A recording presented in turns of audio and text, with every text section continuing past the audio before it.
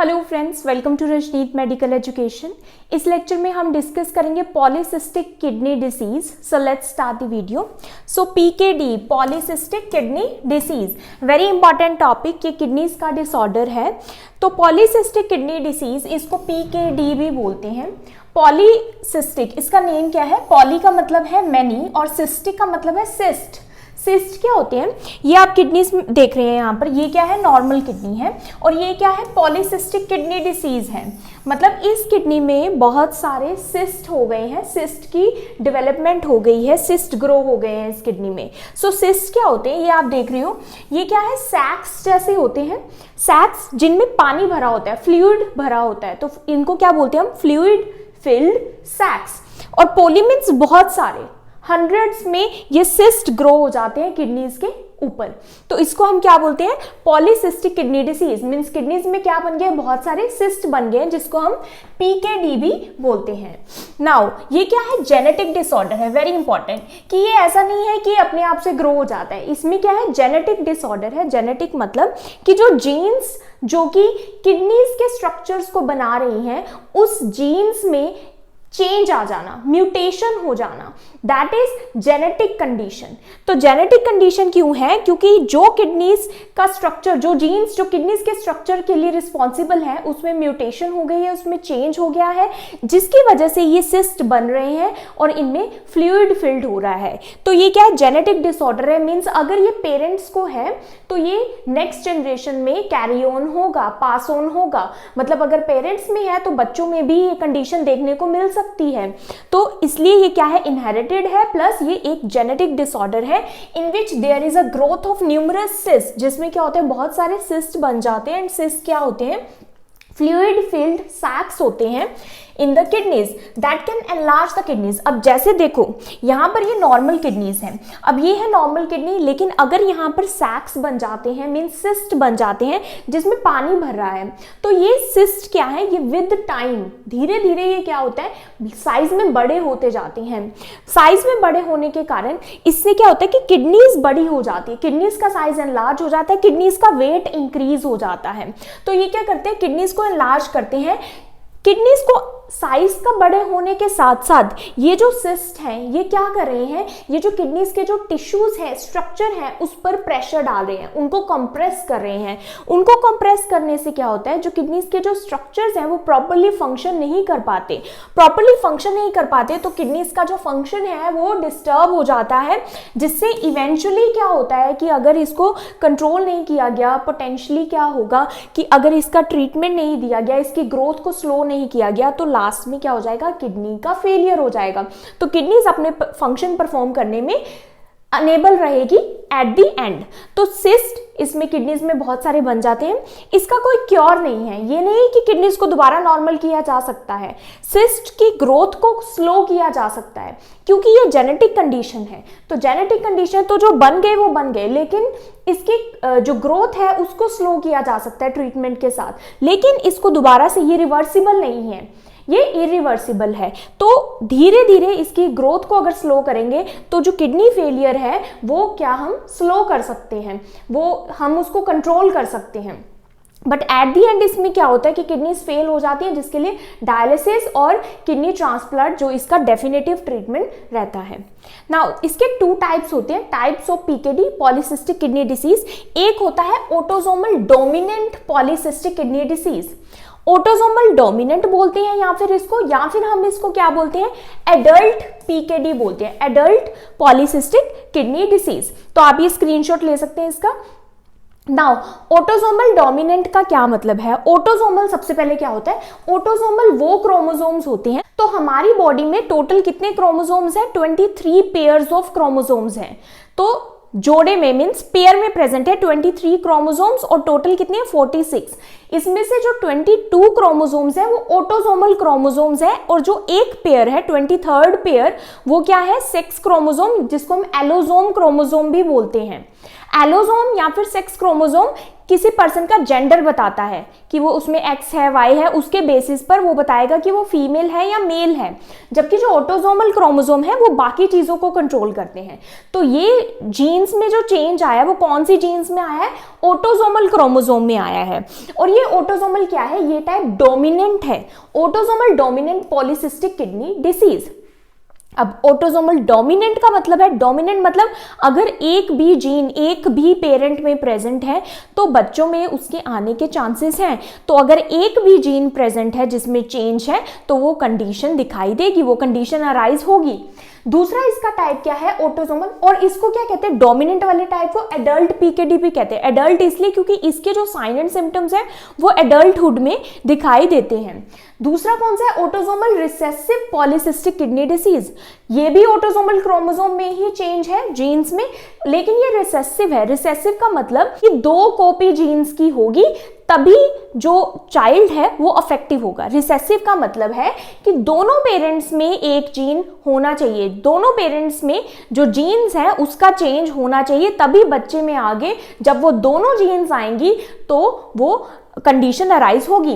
अब इसको क्या बोलते हैं? इन्फेंटाइल भी बोलते हैं। मीन्स ये इन्फेंट्स में होता है, बाय बर्थ ये प्रेजेंट होता है, या फिर बिफोर बर्थ, इवन जब बेबी वॉर्म में है, प्रेगनेंसी में जब मदर होती है तब भी ये कंडीशन अराइज हो सकती है।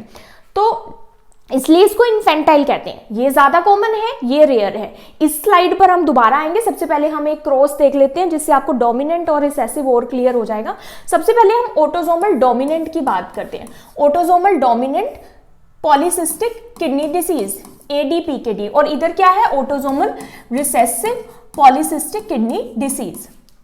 अब ऑटोसोमल डोमिनेंट में क्या होगा कि अगर एक भी पेरेंट में एक भी जीन चेंज है, तो सपोज दिस इज फादर, जिसमें तो ये मैं नॉर्मल से दिखा रही हूँ जीन, और ये क्या है? एबनॉर्मल जीन है जिसमें चेंज है। तो ये वाला जीन क्या है? ये है पॉलीसिस्टिक किडनी डिसीज का जीन, और ये क्या है? डोमिनेंट है। डोमिनेंट मतलब एक भी जीन एक भी कॉपी प्रेजेंट है तो वो सिम्टम शो होंगे, अपना वो राज दिखाएगा कि हाँ मैं यहाँ प्रेजेंट हूँ, दैट इज डोमिनेंट। और दूसरा क्या है? मदर क्या है? अनअफेक्टेड है, उसमें कोई भी चेंज नहीं है। तो अब हम इसका क्रॉस करते हैं। तो ये क्या है? अफेक्टेड फादर, और ये क्या है? Unaffected mother. तो जब हम इसका क्रॉस कराएंगे इस जीन का इस जीन के साथ, तो ये भी क्या हो गया? नॉर्मल हो गया बेबी। इसका इसके साथ कराएंगे तो ये भी नॉर्मल बेबी है। जब इसका इसके साथ क्रॉस करवाएंगे तो ये क्या हो गया? ये हो गया अफेक्टेड। और इसका इसके साथ करवाएंगे तो ये भी क्या हो गया? अफेक्टेड। तो यहाँ पर ये क्या है? अनअफेक्टेड चाइल्ड, आप बोल सकते हैं अनअफेक्टेड चाइल्ड। ये क्या है? Affected child. ये क्या है? Affected child. तो इन दोनों चाइल्ड को क्या होगा? पॉलीसिस्टिक किडनी डिसीज होगी, क्योंकि ये डोमिनेंट कंडीशन है। तो एक भी कॉपी आ गई तो क्या होगा कि बच्चे को पॉलीसिस्टिक किडनी डिसीज होगा। तो यहां पर आप देख रहे हैं दोनों में से एक ही पेरेंट अफेक्टेड है डोमिनेंट टाइप में, तब भी जो चाइल्ड है नेक्स्ट जनरेशन है उसमें पॉलीसिस्टिक किडनी डिसीज अराइज हुई है। और कितने चांसेस हैं? 50%। तो 50% बच्चे नॉर्मल हैं और 50% चांसेस हैं कि आगे कंडीशन राइज होगी। नाउ ऑटोसोमल रिसेसिव की अगर हम बात करें तो रिसेसिव के लिए दोनों पेरेंट्स के पास एक अफेक्टेड कॉपी होनी चाहिए। तो ये मदर है और ये फादर है और दोनों के पास एक अफेक्टेड कॉपी है। लेकिन क्योंकि ये डोमिनेंट नहीं है, ये रिसेसिव है। रिसेसिव का मतलब अगर एक ही कॉपी अफेक्टेड है जीन की तो ये क्या होंगे? ये अफेक्टेड नहीं होंगे ये पेरेंट्स। ये क्या है? कैरियर्स हैं। तो ये क्या है? कैरियर्स हैं जो कि इस जीन को ओनली कैरी कर रहे हैं। तो अब इसका क्रॉस करवाते हैं। तो ये क्या है? अनअफेक्टेड बेबी है। इसका इसके साथ कराएंगे तो ये एक नॉर्मल और एक अफेक्टेड कॉपी आ गया। तो ये क्या है? ये भी कैरियर है। ये क्या है? अनअफेक्टेड चाइल्ड है, ये कैरियर है। अब इसका इसके साथ करवाते हैं तो ये भी एक क्या आ गई? अफेक्टेड कॉपी आ गई, तो ये भी कैरियर है। तो रिसेसिव का मतलब है कि अगर दोनों प्रेजेंट होंगी तभी अफेक्शन होगा। तो ये दोनों ये यहाँ पर आकर ये दोनों अफेक्टेड हो गए, तो ये क्या होगा? ये होगा अफेक्टेड चाइल्ड, जिसमें क्या होगा कि पॉलीसिस्टिक किडनी डिसीज कौन सा प्रेजेंट होगा? Autosomal recessive poly kidney disease, क्योंकि रिसेसिव में दोनों कॉपीज प्रेजेंट होनी चाहिए तभी जाकर जो चाइल्ड है वो अफेक्टेड होगा। लेकिन ये दोनों यहाँ पर क्या चांसेस हुए कि 25% तो क्या हुआ? अनअफेक्टेड चाइल्ड के चांसेस हैं और 50% क्या है कि कैरियर है और 25% अफेक्टेड है, तो 25% चांसेस हैं कि आगे बच्चे में होगा। तो ये क्या है, ऑटोसोमल डोमिनेंट, और वो क्या है, autosomal recessive polycystic kidney disease. अब हम डोमिनेंट के बारे में डिटेल में पढ़ते हैं। ये क्या है, मोस्ट कॉमन टाइप है। 90% ऑफ केसेस जो देखने को मिलते हैं वो ऑटोसोमल डोमिनेंट के ही देखने को मिलते हैं। जो रिसेसिव है वो रेयर है, बहुत रेयर है ये क्या है, लेकिन रिसेसिव क्या होगा, ज्यादा सीवियर कंडीशन है। ये इसको कंट्रोल किया जा सकता है, अगर हमें जल्दी पता लग जाता है तो इसकी ग्रोथ को कंट्रोल किया जा सकता है सिस की। दूसरा symptoms appear between the ages of 30 and 50।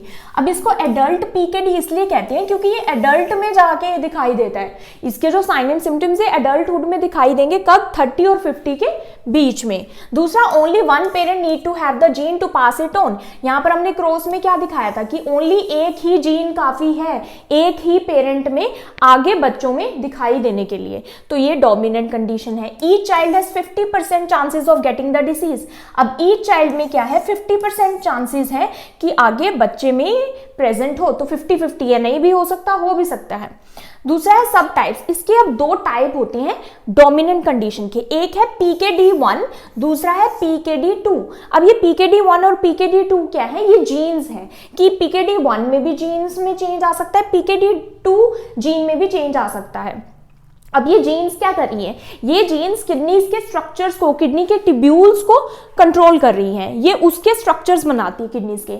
ये जीन्स क्या है, कुछ प्रोटीन्स को कंट्रोल करती हैं और वो प्रोटीन किडनीज के स्ट्रक्चर बनाता है। तो अगर PKD1 में म्यूटेशन होती है तो ये ज्यादा सीवियर केस है, इसमें ज्यादा सीवियर जो किडनीज है वो फेल हो जाती हैं।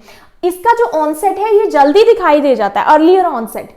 PKD2 की म्यूटेशन में क्या होता है, ये माइल्ड है और इसका लेटर ऑनसेट है, ये बाद में इसके सिम्टम्स दिखाई देते हैं। Next is autosomal recessive infantile, इसको PKD बोलते हैं। इन्फेंट्स में ये देखने को मिलता है, बच्चों में। Symptoms often present in infancy और अर्ली चाइल्डहुड। जैसे ही, क्योंकि ये बाय बर्थ प्रेजेंट होगा, इवन जब मदर की पेट में है बच्चा, वूम में है, तभी बच्चे की जो किडनीज है वो फेल हो सकती हैं इसमें।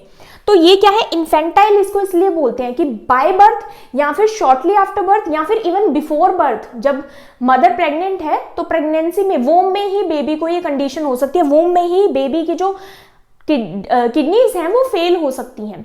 जब वूम में ही बेबी की किडनीज फेल हो जाएंगी तो किडनीज, बेबी क्या करता है, यूरिन प्रोड्यूस करता है, जिससे क्या बनता है, एमनियोटिक फ्लूइड बनता है। जो बेबी के सराउंडिंग में फ्लूइड होता है उसको हम क्या बोलते हैं, एमनियोटिक फ्लूइड बोलते हैं। वो उसका कंट्रीब्यूट कौन करता है, बेबी का ही यूरिन। तो अगर बेबी की किडनीज फेल हो जाएंगी, वो पहले से ही उसकी किडनीज वर्क नहीं कर रही अच्छे से, तो यूरिन उसका बनेगा नहीं, बेबी का यूरिन नहीं बनेगा तो एमनियोटिक फ्लूइड नहीं बनेगा। और अगर एमनियोटिक फ्लूइड नहीं बनेगा तो एमनियोटिक फ्लूइड क्या करता है, एमनियोटिक फ्लूइड ही बेबीज की लंग्स की डेवलपमेंट में हेल्पफुल है, और बेबी की लंग डेवलप नहीं होगा तो बेबी की डेथ हो जाएगी आफ्टर बर्थ। तो ये, इसके बारे में अभी हम और डिटेल में आगे पढ़ेंगे। Both parents must carry the defective gene. दोनों पेरेंट्स अगर डिफेक्टिव जीन को कैरी करेंगे, यानी कि दोनों पेरेंट्स अगर कैरियर होंगे, तो ये कंडीशन 25% चांसेस है कि बच्चे में आएगी। Each child had a 25% chances of getting the disease. हर बच्चे को 25% चांसेस है कि उसको ये डिसीज हो जाएगी। अब इसकी पैथोफिजियोलॉजी पढ़ते हैं कि कैसे ये कंडीशन अराइज होती है। तो सबसे पहले ये क्या है, जेनेटिक कंडीशन है, तो इसमें जीन्स में चेंज आता है, चेंज को हम क्या बोलते हैं, म्यूटेशन। तो जेनेटिक म्यूटेशन है ये। और कौन कौन सी जीन में आता है, अगर हम ऑटोसोमल डोमिनेंट PKD की बात करें तो PKD1 और PKD2 दो इसके टाइप्स है, मींस ये दो जीन्स में चेंज आ सकता है। और ये दो जीन्स कौन कौन से प्रोटीन को कंट्रोल कर रही है, पॉलीसिस्टिन 1 एंड पॉलीसिस्टिन 2 प्रोटीन को कंट्रोल कर रही है। और अगर हम ऑटोसोमल रिसेसिव PKD की बात करते हैं तो यहाँ पर PKHD1 जीन में चेंज आता है। और ये PKHD1 जीन किसको कंट्रोल कर रहा है, ये फाइब्रोसिस्टिन को कंट्रोल कर रहा है। अब ये है जीन्स कि किन जीन्स में चेंज आया। अब ये जीन्स किसके लिए इंपॉर्टेंट है, they are important for maintaining the structures and function of kidney cells. ये किडनीज के सेल्स, किडनी का स्ट्रक्चर क्या है, ये है किडनीज का स्ट्रक्चर, मींस जो किडनीज का स्ट्रक्चर क्या है, नेफ्रॉन जो उसकी फंक्शनल यूनिट है। और नेफ्रॉन में क्या है, आगे बोमेन्स कैप्सूल है, उसके बाद क्या है, प्रॉक्सिमल कॉन्वोलेटेड ट्यूब्यूल, उसके बाद लूप ऑफ हेनले, उसके बाद डिस्टल कॉन्वोलेटेड ट्यूब्यूल एंड उसके बाद क्या है, कलेक्टिंग डक्ट्स। तो ये स्पेशली ये जो प्रोटीन्स हैं, ये जो जीन्स हैं, ये किसको कंट्रोल कर रही हैं, ये किसका स्ट्रक्चर बना रही हैं, ये इन टिब्यूल्स का ही स्ट्रक्चर बना रही हैं। PCT, DCT, loop of Henle, collecting ducts, इनके स्ट्रक्चर, इनके सेल्स के स्ट्रक्चर को अलाइन करती हैं, इनके सेल्स को ऑर्गेनाइज करती हैं, इनके सेल्स का डिवीजन कंट्रोल करती हैं। तो क्या होता है, यहां पर किडनी के टिब्यूल्स में सीलिया भी प्रेजेंट होता है। सीलिया क्या होता है, हेयर लाइक स्ट्रक्चर्स होते हैं, इस तरह से हेयर लाइक स्ट्रक्चर्स होते हैं टिब्यूल्स में, जो कि फ्लूइड को कंट्रोल करते हैं कि कितना फ्लूइड सेल्स के अंदर आना चाहिए, कैसे फ्लूइड की मूवमेंट होनी चाहिए, पानी की मूवमेंट। तो ये सीलिया भी डिस्टर्ब हो जाते हैं। सबसे पहले अगर ये जीन्स में चेंज है तो ये सीलिया डिस्टर्ब हो जाते हैं, जिससे ये फ्लूइड की मूवमेंट को कंट्रोल नहीं कर पाते। दूसरा, यहाँ पर किडनीज के जो सेल्स हैं टिब्यूल्स के, वो डिस्टर्ब हो जाते हैं।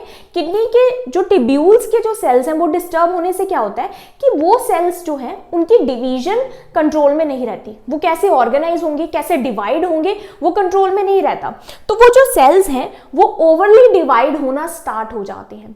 जब वो ओवरली डिवाइड होना स्टार्ट हो जाएंगे, प्लस उनमें क्योंकि सीलिया फ्लूइड की मूवमेंट को कंट्रोल नहीं कर रहा, तो उन सेल्स में क्या है, पानी भरता रहेगा, फ्लूइड फिल्ड होता रहेगा। तो धीरे धीरे ये सेल्स क्या हो जाएंगे, टिब्यूल्स के सेल्स, ये लार्ज होने लग जाएंगे, बड़े होने लग जाएंगे, उनमें वाटर की फिलिंग होनी स्टार्ट हो जाएगी। तो सेल्स क्या होते हैं, नेफ्रॉन के टिब्यूल्स के, ओवर ग्रो कर जाते हैं, इसमें पानी भर जाता है, फ्लूइड भर जाता है, जिसकी वजह से ये क्या बन जाते हैं, सिस्ट बन जाते हैं।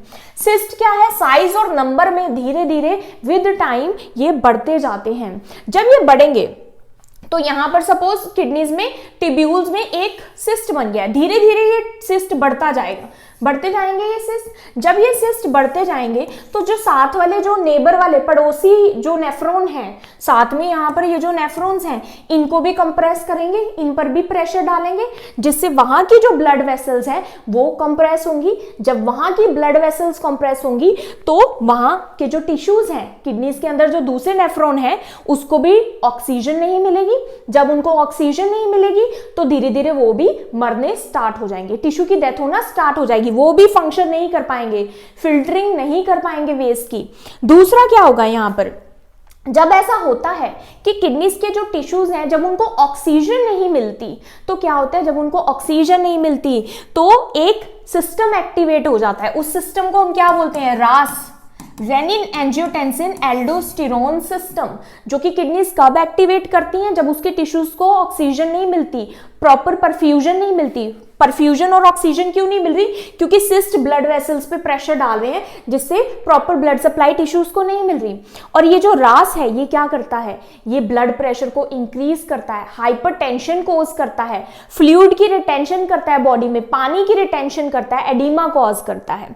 तो क्या होता है कि सिस्ट ग्रो कर देते हैं विद टाइम, अपने नंबर में भी, साइज में भी, कंप्रेस करने स्टार्ट कर देते हैं जो साइड में जो किडनीज टिश्यू है, जिससे क्या होता है, किडनी का जो फंक्शन है वो धीरे धीरे डिक्लाइन होता रहता है। प्लस यहाँ पर एक और लाइन आप ऐड कर सकते हैं, that because of this RAS is activated, renin angiotensin aldosterone system is activated. As cyst grows kidneys become larger. जैसे जैसे ये जो सिस्ट हैं ये और बड़े होते जाएंगे, बड़े होते जाएंगे, तो क्या होगा, धीरे धीरे किडनीज का साइज भी बड़ा होता जाएगा, किडनीज क्या होती जाएंगी, हैवी होती जाएंगी, लेस एफिशिएंट। और किडनीज का जब स्ट्रक्चर में डैमेज आएगा तो वो वेस्ट को फिल्टर नहीं करेंगे, जो कि किडनीज का क्या है, प्राइमरी फंक्शन है, विच लीड्स टू हाइपरटेंशन। रास की वजह से क्या होगा, ब्लड प्रेशर इंक्रीज होगा, रास की वजह से ब्लड प्रेशर इंक्रीज होगा, फ्लूइड की रिटेंशन होगी, जो कि फर्दर ब्लड प्रेशर को इंक्रीज करेगा। पेन होगा, पेन इसलिए हो रहा है क्योंकि यहाँ पर सिस्ट ग्रो हो रहे हैं किडनीज में, तो सिस्ट ग्रो हो रहे हैं तो किडनीज क्या है, साइज में बड़ी हो रही है, जिसकी वजह से किडनीज कैप्सूल के अंदर है, वहां पर इरिटेशन कोज हो रही है, पेन इंक्रीज हो रहा है। किडनीज क्या कर रही है, साइड में जो भी ऑर्गन्स है एब्डोमेन में, उन पर भी प्रेशर डाल रही, जिससे पेन हो रहा है। प्रोग्रेसिव रीनल फेलियर, लास्ट में क्या होगा, अल्टीमेटली जो किडनीज हैं उनका फंक्शन डिक्लाइन होता जाएगा, पहले क्रॉनिक किडनी डिसीज होगी एंड देन अल्टीमेटली क्या होगा, एंड स्टेज रीनल फेलियर। तो ये जेनेटिक डिफेक्ट और क्या कर सकता है, देखो ये जो जीन्स है ना, ये किडनीज में तो सिस्ट बना ही रही हैं, इन जीन्स के चेंजेस की वजह से इस कंडीशन में और कहाँ सिस्ट बन सकता है, लीवर में भी, पैंक्रियाज में भी सिस्ट बन सकता है। और ये जो जीन्स हैं इनके चेंजेस की वजह से क्या होता है, कनेक्टिव टिश्यू में चेंज देखने को मिलता है, कनेक्टिव टिश्यू में चेंज देखने को मिलता है, वेसल्स जो ब्लड वेसल्स हैं वास्कुलर स्ट्रक्चर में चेंज देखने को मिलता है, जो भी वॉल्स हैं वो वीक हो जाती हैं, चाहे वो एब्डोमेन की वॉल्स हैं चाहे वो ब्लड वेसल्स की वॉल्स हैं, वो वीक हो जाती हैं, जिसकी वजह से एक कॉमन कॉम्प्लिकेशंस क्या है, ब्रेन एन्यूरिज्म। ब्रेन में जो ब्लड वेसल्स हैं वहां पर एन्यूरिज्म हो जाता है। Aneurysm means bulge like formation हो जाती है, और ये जो बल्ज है, ये बलून जैसी फॉर्मेशन, ये ब्लड वेसल्स ब्रेन में क्या हो सकती है, अल्टीमेटली रप्चर हो सकती है। रप्चर होगी तो ब्रेन में हैमरेज हो जाएगा, स्ट्रोक की कंडीशन होगी, ब्रेन टिश्यूज को ब्लड नहीं मिलेगा। नाउ इसके सिम्टम्स हम देखते हैं। सबसे पहले रीनल सिम्टम्स, किडनीज में क्या क्या सिम्टम देखने को मिलते हैं, फ्लैंक पेन, पेन होता है किडनीज में।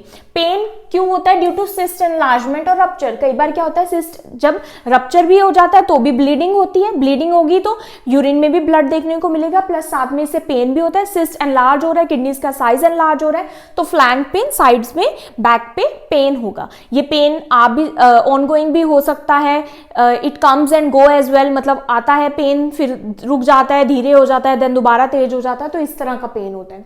हेमेचूरिया सिस्ट के रप्चर की वजह से यूरिन में ब्लड देखने को मिल सकता है।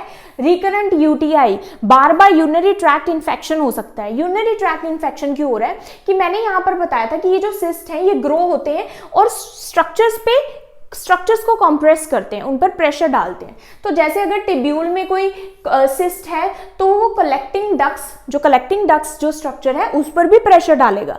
जब कलेक्टिंग डक्ट्स पर प्रेशर डालेगा तो यूरिन वहीं रुक जाएगा, यूरिनरी स्टेसिस हो जाएगा।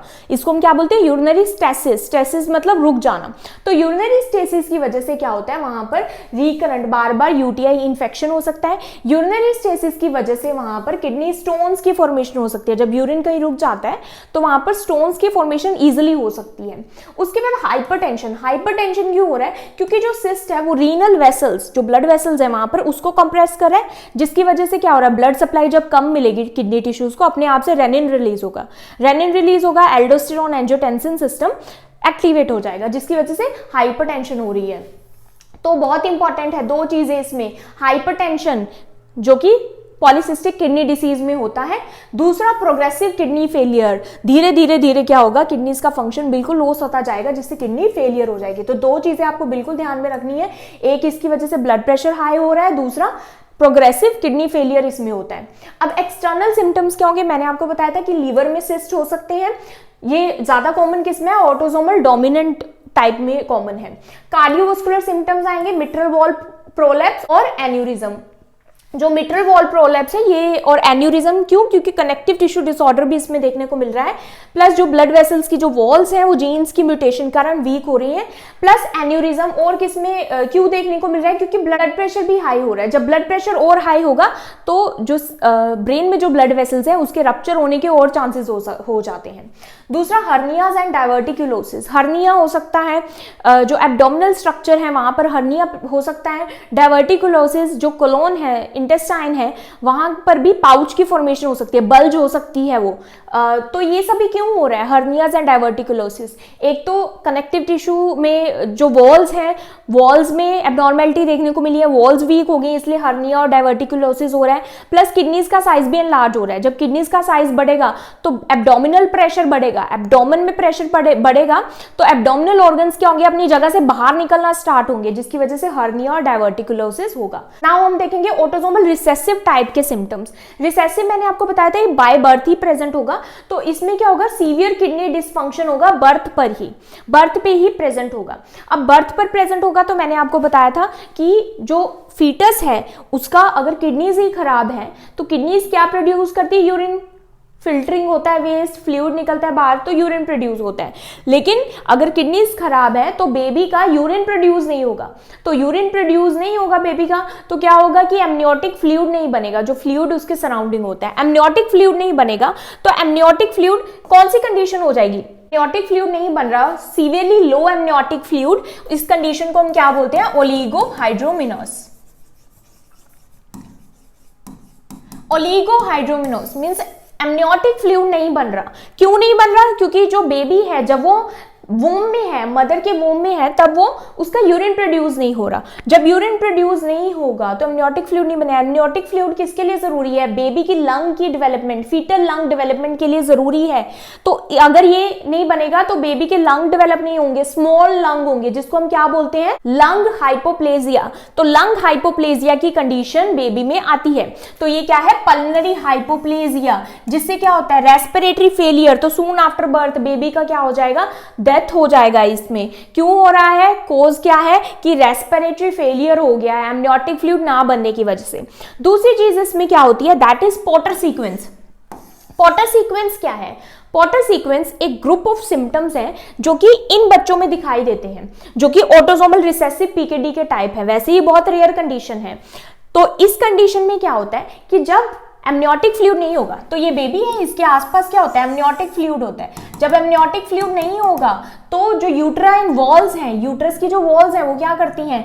अंदर की तरफ सिकुड़ जाती हैं, अंदर की तरफ प्रेशर डालती हैं। जब वो सिकुड़ जाती हैं तो क्या होता है कि बेबीज के जो स्ट्रक्चर्स हैं उन पर प्रेशर पड़ता है। प्रेशर पड़ने की वजह से बेबीज में फिजिकल डिफॉर्मिटीज आती हैं।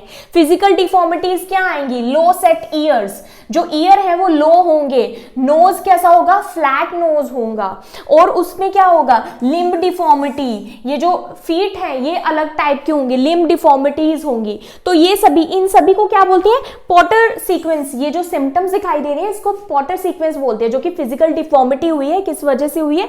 एमनियोटिक फ्लूइड ना बनने की वजह से। एमनियोटिक फ्लूइड क्यों नहीं बन रहा? बेबी की किडनीज ही वर्क नहीं कर रही, तो यूरिन नहीं बना। नाउ डायग्नोस्टिक टेस्ट क्या है इसके? सबसे पहले अल्ट्रासाउंड। अल्ट्रासाउंड में दिखाई दे जाती है किडनीज का साइज बड़ा है, उसमें सिस्ट है। इसके अलावा सीटी स्कैन और एमआरआई में और डिटेलिंग में पता लग जाता है। प्रीनेटल अल्ट्रासाउंड, प्रीनेटल अल्ट्रासाउंड इसलिए कर रहे हैं क्योंकि ऑटोसोमल रिसेसिव टाइप में पहले ही पता लग जाता है। उसके बाद जेनेटिक टेस्टिंग बहुत जरूरी है। जेनेटिक टेस्टिंग इसके लिए जरूरी है ताकि हम पता लगा सकें कि ये जीन्स में चेंजेस हैं। तो अगर सपोज एक पेरेंट में ये कंडीशन है एंड वो पेरेंट चाहता है कि वो प्रेगनेंसी करे, मतलब प्रेगनेंसी कंसीव करे एंड नेक्स्ट जनरेशन को बर्थ दे, तो बहुत जरूरी है कि वो एक जेनेटिक स्क्रीनिंग करवाएं, जेनेटिक काउंसलिंग करवाएं, क्योंकि नेक्स्ट बेबी में भी ये कंडीशन अराइज हो सकती है। उसके बाद आता है ब्लड टेस्ट। क्या क्या ब्लड टेस्ट करेंगे? इसमें सीरम क्रिएटिनिन बढ़ा होगा, ब्लड यूरिया नाइट्रोजन बढ़ा होगा क्योंकि किडनीज वर्क नहीं कर रही। यूरिन एनालिसिस में यूरिन में प्रोटीन हो सकता है, ब्लड हो सकता है और इन्फेक्शन बार बार हो सकता है। एक तो यूरिन के रुकने की वजह से, स्टेसिस की वजह से, दूसरा जो सिस्ट है वो रप्चर हो रही है जिसकी वजह से किडनीज में इन्फेक्शन हो सकता है। नाउ इसकी मैनेजमेंट क्या है? सबसे पहला एंटी हाइपरटेंसिव, क्योंकि फर्स्ट क्या हो रहा था? ब्लड प्रेशर इंक्रीज हो रहा है, इसमें हाइपरटेंशन हो रहा है। तो अगर कोई मदर जिसको ये कंडीशन है तो ड्यूरिंग प्रेगनेंसी उसको प्री एक्लैम्प्सिया की कंडीशन भी अराइज हो सकती है जिसमें सीवियरली हाई ब्लड प्रेशर होता है। तो इसके लिए एसी इनहिबिटर्स दिए जाते हैं और एंजियोटेंसिन रिसेप्टर ब्लॉकर्स दिए जाते हैं। एसी इनहिबिटर्स क्या है? एनालाप्रिल, लिस्नोप्रिल, ये है। एंजियोटेंसिव रिसेप्टर ब्लॉकर्स क्या है? जैसे कि लोसार्टन। तो ये ड्रग्स क्या करती हैं? ब्लड प्रेशर को कंट्रोल करेंगी। ब्लड प्रेशर कंट्रोल होगा तो जो और कॉम्प्लिकेशंस जो कि हाई ब्लड प्रेशर की वजह से आ सकती है, जैसे कि एन्यूरिज्म, क्योंकि ब्रेन में क्या है? एन्यूरिज्म हो सकता है, स्ट्रोक की कंडीशन हो सकती है, तो वो कंट्रोल रहेगी। उसके बाद आता है टोलवैक्टन। टोलवैक्टन क्या है? ये एक वैसोप्रेसिन रिसेप्टर एंटागोनिस्ट है। ये ड्रग किसके लिए दी जाती है? ये जो सिस्ट की जो ग्रोथ है उसको स्लो करती है, सिस्ट की ग्रोथ को स्लो करती है। तो इस कंडीशन को ये स्लो डाउन कर देती है, रोकती नहीं है, स्लो कर देती है। उसके बाद इसमें पेन भी होता है तो उसके लिए एसिटामिनोफेन देते हैं अगर कम पेन है तो, और या फिर ओपियोइड्स दे सकते हैं अगर सीवियर पेन है। एंटीबायोटिक्स देंगे, बार बार यूटीआई हो रहा है या फिर किडनी इन्फेक्शन, उसके लिए एंटीबायोटिक्स। डायलिसिस और किडनी ट्रांसप्लांट इसका डेफिनेटिव मैनेजमेंट है। तो डायलिसिस इसमें दिया जाता है अगर जो किडनी फंक्शन है वो काफी डिक्लाइन हो गया है, तो डायलिसिस और किडनी ट्रांसप्लांट, अल्टीमेटली जब तक किडनी ट्रांसप्लांट नहीं होता डायलिसिस दिया जाता है। रेगुलर स्क्रीनिंग होनी चाहिए ब्रेन एन्यूरिज्म की, कि ब्रेन क्योंकि ब्रेन एन्यूरिज्म क्या है? ऐसी कंडीशन है अगर वो हो जाएगा तो हेमरेज हो जाएगी, स्ट्रोक हो जाएगा, तो इसमें डेथ हो सकती है पर्सन की। तो इसलिए ब्रेन एन्यूरिज्म की बार बार स्क्रीनिंग होनी चाहिए। अगर यूरिन में ब्लड आ रहा है, हिमेच्यूरिया हो रहा है, तो पेशेंट को सजेस्ट किया जाता है कि वो प्लेंटी ऑफ फ्लूइड पिए। लेकिन अगर किडनी फेल हो गई है उसकी, बिल्कुल आप वर्क नहीं करी, तो फ्लूइड को रिस्ट्रिक्ट ही किया जाता है, क्योंकि अदरवाइज क्या होगा? एडीमा की फॉर्मेशन हो जाएगी। किडनी ये हम किस लिए दे रहे थे ज़्यादा फ्लूइड, ताकि जो ब्लड है वहाँ पर क्लोटिंग ना हो उसकी। अब जेनेटिक स्क्रीनिंग बिफोर प्रेगनेंसी भी ज़रूरी है। उसके बाद किडनी फ्रेंडली इसमें डाइट दी जाती है, जैसे कि लो सॉल्ट डाइट, ताकि ब्लड प्रेशर कंट्रोल रहे। प्रोटीन लेस दिया जाता है ताकि जो यूरेमिक वेस्ट है जैसे कि क्रेटिनिन, यूरिक एसिड, यूरिया, तो ये क्या रहे, कंट्रोल रहे, ज़्यादा ना बने। तो ज़्यादा नहीं बनेगा तो इसके मेटाबॉलिक एसिडोसिस के जो सिम्टम्स हैं वो नहीं आएंगे। Plenty of fruits, vegetables and whole grain. Fruits, vegetable, whole grain से क्या फाइबर देंगे, तो फाइबर देंगे तो कोलोन इजिली क्या है स्टूल्स को पास करेगी। अदरवाइज क्यों, क्योंकि एब्डोमिनल प्रेशर बिल्ड हो रहा है यहाँ पर। एक्सरसाइज, लिमिटेड एक्सरसाइज करेंगे। अल्कोहल को लिमिट करेंगे और स्मोकिंग बिल्कुल नहीं करनी है। इसमें वेट मैनेजमेंट भी करनी होती है, क्योंकि अदरवाइज क्या है, ज़्यादा वेट होगा तो और ज़्यादा कॉम्प्लिकेशंस अराइज होंगी। सो आई होप आपको पॉलीसिस्टिक किडनी डिसीज क्लियर हुआ। If you understood this video then please like, subscribe and share to my channel. Thank you for watching.